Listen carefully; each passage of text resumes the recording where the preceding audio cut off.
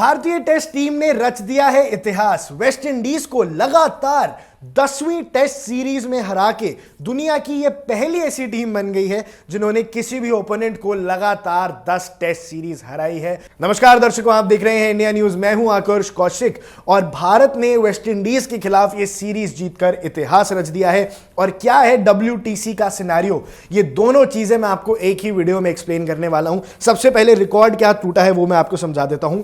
It's the first time ever a team has defeated the same opponent in 10 consecutive test series और ये कारनामा हुआ है शुभमन गिल की कप्तानी के अंदर। जी हां, 10 लगातार टेस्ट सीरीज से हमने वेस्ट इंडीज को परास्त किया है और आज तक क्रिकेट के इतिहास में किसी ने भी ऐसा नहीं किया है। कोई भी टेस्ट प्लेइंग नेशन लगातार 10 सीरीज किसी और के सामने हारा नहीं है। ये कमाल हुआ है। अब इसका WTC में क्या मतलब है? WTC यानी वर्ल्ड टेस्ट चैंपियनशिप, जिसके फाइनल में हम लास्ट टाइम नहीं पहुंच पाए थे। गौतम गंभीर की ये टीम न्यूजीलैंड से 3-0 हारी, एक वाइट वॉश हुआ हमारे घर में आके, उसके बाद हम क्वालिफाई ही नहीं कर पाए WTC के फाइनल के लिए। और ये क्रिकेट के इतिहास में पहली बार हुआ था कि भारत WTC का फाइनल नहीं खेला था। इससे पहले भी हम WTC कभी जीते नहीं हैं। हम एक फाइनल हारे थे न्यूजीलैंड से, एक फाइनल हारे हम ऑस्ट्रेलिया से, और तीसरी बार तो हम फाइनल में पहुंचे ही नहीं। तो न्यूजीलैंड, ऑस्ट्रेलिया और South Africa have emerged as WTC winners.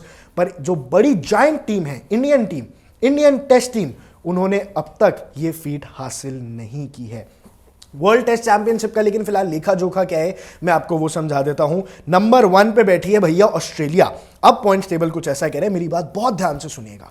Number 1 पे बैठी है ऑस्ट्रेलिया, 3 मैचेस में 3 जीते उनके पास, तो उनकी विनिंग परसेंट 100 है, इसलिए उनके पास 36 पॉइंट्स है और नंबर 1 पे वो बैठी हैं। नंबर 2 पे है श्रीलंका। इन्होंने भी 16, इनके पास भी 16 पॉइंट्स आ गए हैं। इन्होंने एक ही मैच खेला है, वो ये जीत गए हैं। वो भी इन्होंने ड्रॉ किया है, तो ये सीधा आ गए हैं। लेकिन इंडिया के पास अब बहुत ज्यादा अपर एडवांटेज आ गया है। हम 4 मैचेस जीते हैं, हम 2 मैचेस हारे हैं और हमारी विनिंग परसेंटेज हो गई है 61.9%। और अगर आप पॉइंट्स देखोगे तो हमारे पास 52 पॉइंट्स हैं। जो पॉइंट्स हैं वो हमारे सबसे ज्यादा हैं। ऑस्ट्रेलिया के पास सिर्फ 36 पॉइंट है, इंग्लैंड के पास सिर्फ 26 पॉइंट है, श्रीलंका के पास 16 पॉइंट है और बाकी आधों के तो अभी खाते ही नहीं खुले हैं। तो वेस्ट इंडीज तो इस लीग से बाहर हो चुकी है। पर इस बार अब फाइनल में जाने के लिए पॉइंट्स, मैं आपको एक बार सिस्टम समझाता हूं कि कैसे आप क्वालिफाई करते हैं। सबसे इंपॉर्टेंट होता है विनिंग परसेंटेज। अगर आपने 10 टेस्ट मैच खेले हैं और उसमें से आप 7 जीते हैं तो आपकी विनिंग परसेंटेज हो गई 70। तो आपके साथ जो टॉप 2 टीम्स होंगी at the end of the cycle, उसके अंदर ये पता लग जाएगा कि आप खेलेंगे कि नहीं खेलेंगे। अब इसके बाद जो 27 में होने वाला है, अभी 2 साल है, तो एक लंबा मैप तैयार करना है, एक लंबा रोड मैप हमें तैयार करने की ज़रूरत है।